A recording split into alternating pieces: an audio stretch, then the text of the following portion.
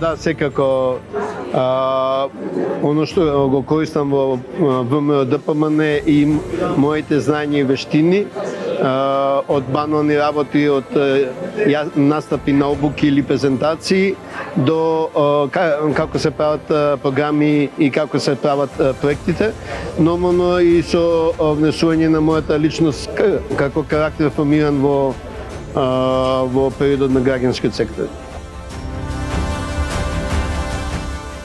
Граѓанското општество е долгорочен феномен. Тој постоеше и во социјализмот, во одредени облици постои и на почетоците на независна Македонија, ќе постои понатаму. Секако приоритетите на оно што е колективно граѓанско општество се менуваат, меѓутоа верувам дека се одраз на своето време.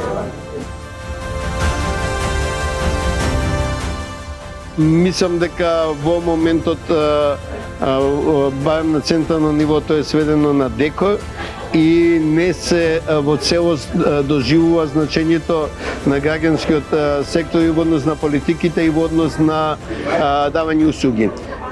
Затоа мораме да го надминиме тој етатистички менталитет.